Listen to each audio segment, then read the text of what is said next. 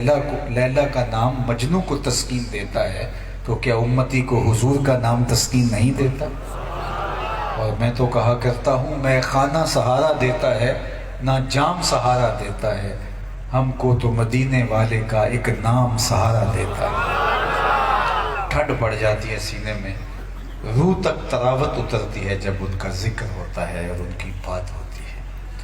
تو میں اور آپ آج اسی تذکرہ دل نواز کے لیے یہاں جمع ہوئے، انہی کی باتیں کرنے کے لیے یہاں آئے جن کی بات پہ بات ختم ہو جاتی ہے، اور بڑے سے بڑا سخنور شاعر ادیب جس سے ناز ہے اپنے کلام پر، نثر نگاری پر، لیکن یہاں آ کے وہ بھی ہاتھ باندھ کے کہتا ہے تیرے اوصاف کا ایک باب بھی پورا نہ ہوا، زندگیاں ختم ہوئی اور قلم ٹوٹ گئے، بعد از خدا بزرگ توئی قصہ مختصر، کسی کے بس کا وہ ہی نہیں ہے۔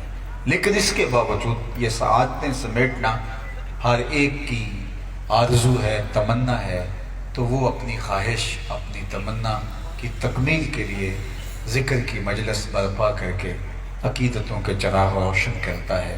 سو آج ہم اسی لیے بیٹھے ہیں۔ میں آپ کو پہلے ایک مجلس میں لیے چلتا ہوں جس کو انعقاد کے لیے مسجد نبوی کا ماحول میسر آتا ہے۔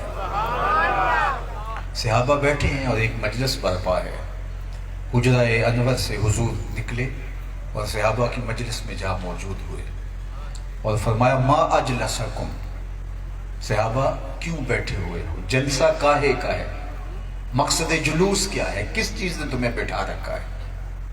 تو انہوں نے برجستہ جو جواب دیا وہ سنیے، جلسنا نذکر اللہ ونحمدہ علی ما ہدانا لدینہ ومن علینا بک۔ حضور ہمارے بیٹھنے کا مقصود یہ ہے، ہم اللہ کی حمد بول رہے ہیں، اس کا شکرانہ ادا کر رہے ہیں اس بات پر کہ اس نے ہمیں ہدایت دین دی اور آپ کی صورت میں ہمارے اوپر انعام فرمایا۔ ہم اس شکرانے میں بیٹھے ہیں، آپ جو مل گئے، اس کا ہم شکرانہ ادا کرنے کے لیے مجلس برپا کیے ہوئے۔ یہ میں آپ سے پوچھوں کہ آج آپ کام کاج چھوڑ کے یہاں کیوں آ بیٹھے، تو آپ کا برجستہ جواب بھی یہی ہوگا، بات ختم ہو جائے گی۔ لیکن حضور نے فرمایا کیا مجھے اس بات پہ قسم دے سکتے ہو کہ تم اسی لیے بیٹھے ہو، تمہارے بیٹھنے کا کوئی اور مقصود نہیں، حلف اٹھا سکتے ہو؟ عمومی طور پہ ایسے مواقع پہ حلف لیا نہیں جاتا، لیکن حضور علیہ السلام نے ان سے حلف طلب کیا۔ انہوں نے کہا جی حضور ہم حلف دیتے ہیں، ہمارے بیٹھنے کا کوئی اور مقصد نہیں، اسی کام کے لیے بیٹھے۔ باقاعدہ ان سے حلف لیا۔ جب وہ حلف دے چکے تو ان کی آنکھوں میں استجاب کی کیفیت تھی کہ ہم سے حلف کیوں لیا گیا؟ اگرچہ حضور کا حکم ہے، ہم نے حلف دیا، 100 بار دینے کے لیے تیار ہے، لیکن عمومی طور پہ ایسے معاملات پہ حلف لیا نہیں جاتا ہے۔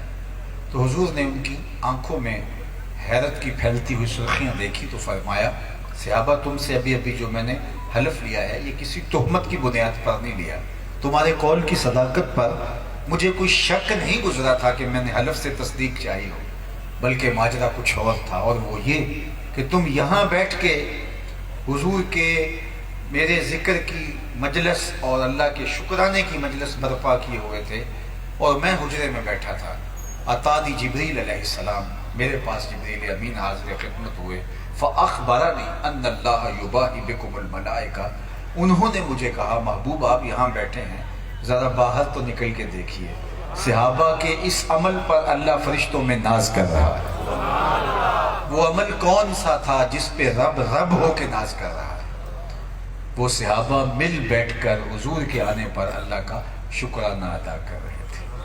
اللہ کی رحمتوں سے کوئی بعید نہیں کہ آج کی مجلس میں قبول کر لی جائے، اور اللہ فرشتوں سے فرمائے دیکھو صدیاں بیت گئیں اور یہ آج بھی بیٹھ کے اس نعمت کا شکرانہ ادا کر رہے ہیں۔